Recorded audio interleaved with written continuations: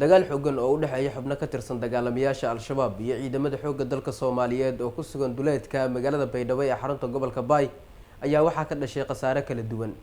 Dagaalkan ayaa waxaa la soo warinayaa inay ku geeriyoodeen taliyayaal ciidan oo dagaalku qayb ka ahaa xubno ka tirsan al-shabaabkii weerarka soo qaadayna iyagu dhankooda khasaare xooggan lagu gaarsiiyay. Dagaalka ayaana waxaa la soo warinayaa inuu ahaa mid aad u xoogganaa oo qorshuhu ahaa al-shabaab inay halkaasi kula wareegaan.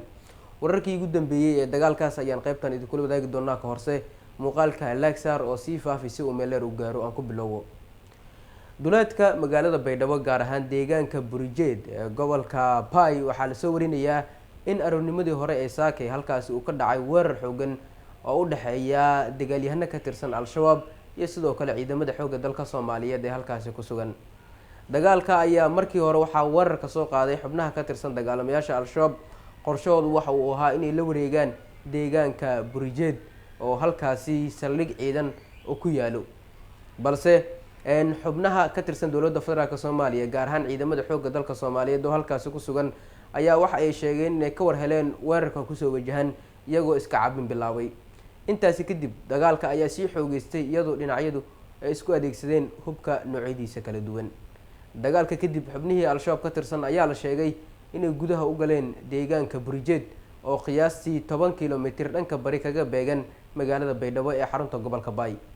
gudaha markii ay galeen ciidamada xoogga dalka Soomaaliyeed ee ku sugnaa deegaankaasi ayaa waxa ay bilaabeen inay adeegsadaan madaafiic, waxayna madaafiic ku garaaceen goobta xubnaha ka tirsan shabaab ay gudaha u galeen sida xogaha aan ku helino. ugu dambeyntii waxa ay sheegeen saraakiisha ciidanka ee halkaasi ku sugan dagaalkan hogaaminaysay in xubnihii dagaalyahanada ka tirsanaa al-shabaab halkaasi laga saaray, xubno fara badanna loogu dilay goobta.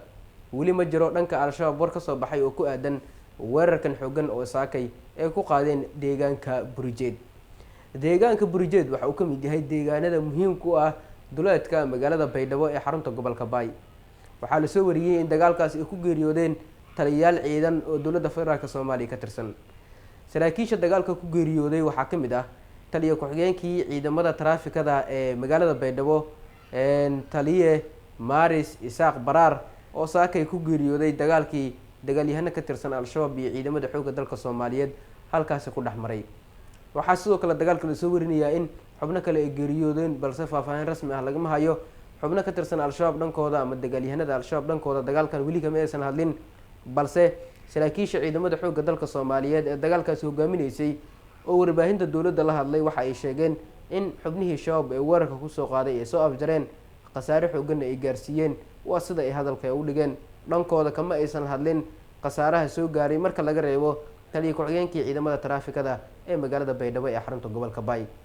waa dagaalkii labaad laba bil gudahood weerar kusoo qaadaan dagaalamayaasha al-shabaab magaalada Baydhabo gaar ahaan duleedka magaaladaasi. Daynunay ayay weerar kan lamid ah kusoo qaadeen kal hore oo al-shabaab weerar xooggan aroornimo hore ay kusoo qaadeen. dagaalkan wararkii kusoo kordhay si aad u hesho halkan rukumo oo kusoo bir muuqaalkana sii faafi si uu meel dheer u gaaro.